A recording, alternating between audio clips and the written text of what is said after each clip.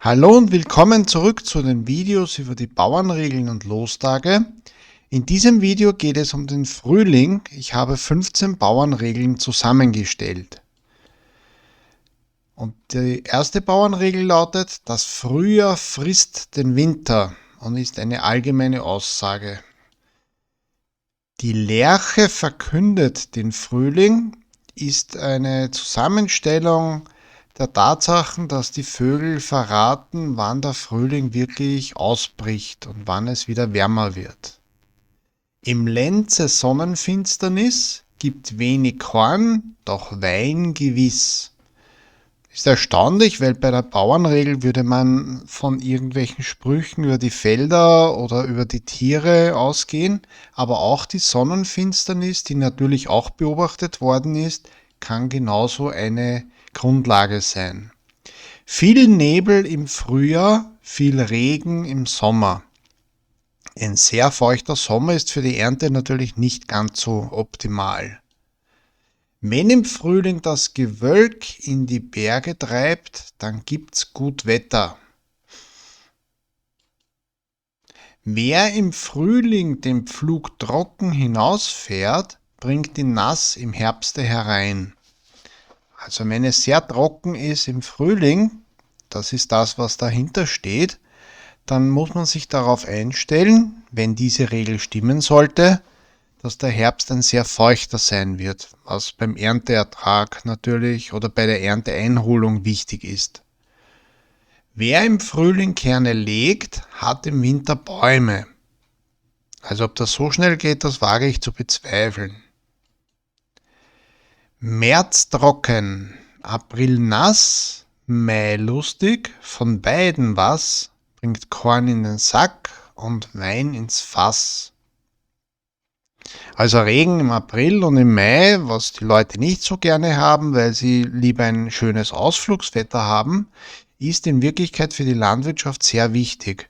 Wir haben die letzten Jahre erlebt, dass gerade das Frühjahr extrem trocken ist. Und zwar in vielen Bereichen.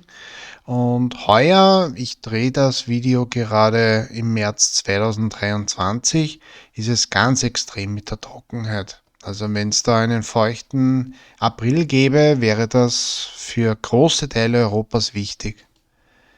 Im Frühjahr Spinnweben auf dem Felde gibt einen schwülen Sommer. Lenz kühl und nass füllt Scheuer und Fass. Auch hier ist wieder die Zusammenhänge dargelegt zwischen dem Frühling und einem feuchten und in dem Fall auch kühlen Wetter. Januar muss krachen, soll der Frühling lachen.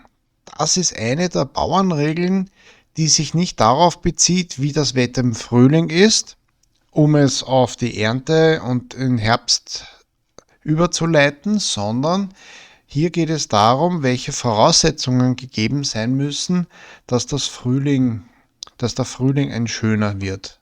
Und in dem Fall ist es einfach der Januar. Wenn der Jänner eisig ist, wenn es kalt ist, wenn es ein richtig tiefwinterliches Wetter gibt, dann ist das eine gute Voraussetzung für einen erfolgreichen Frühling, für die Menschen sowieso und für die Landwirtschaft auch. Ist der Jänner feucht und lau, wird das Frühjahr trocken und rau. Ist eine weitere Ansicht und Überlieferung von jahrelangen Beobachtungen auf dem Felde, die den Jänner mit dem Frühling zusammenstellt. Wenn im Jänner der Frost nicht kommen will, so kommt er im März und im April.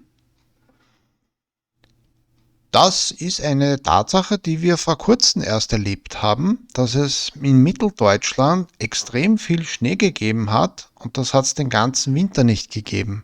Was insofern lustig ist, als zum Beispiel ich in Wien bei 15 Grad laufen gegangen bin, dann sehe ich den Wetterbericht und sehe, dass in Deutschland tief verschneit ist. Das ist Luftlinie gar nicht so weit auseinander.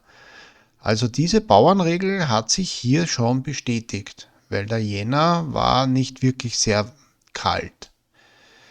Der Februar muss stürmen und blasen, soll das Vieh im Lenze grasen. Das ist auch eine Sache, die oft beobachtet wird, nämlich was macht der Wind? Der Wind ist ja in der Landwirtschaft sehr wichtig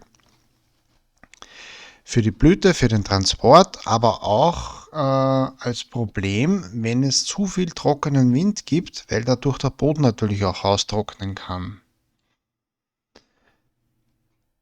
Tanzen die Mücken im Februar, gibt es ein spätes Frühjahr. Also auch diesen Zusammenhang hat man vielleicht nicht ursächlich erwartet. Und das zeigt, dass sehr verschiedene Bauernregeln sich mit dem Frühling auseinandersetzen. Die einen gehen davon aus, was muss der Winter bieten, damit wir ein schönes Frühjahr haben. Die anderen gehen davon aus, wenn das Frühjahr jetzt so ist, dann wird die Ernte so sein. Oder man bezieht sich auch auf den Sommer. Und das waren sie, die 15 Bauernregeln über den Frühling und über das Wetter und natürlich auch die Zusammenhänge mit dem Ernteertrag. Vielen Dank fürs Zuhören und Zusehen. Bis zum nächsten Mal. Alles Liebe.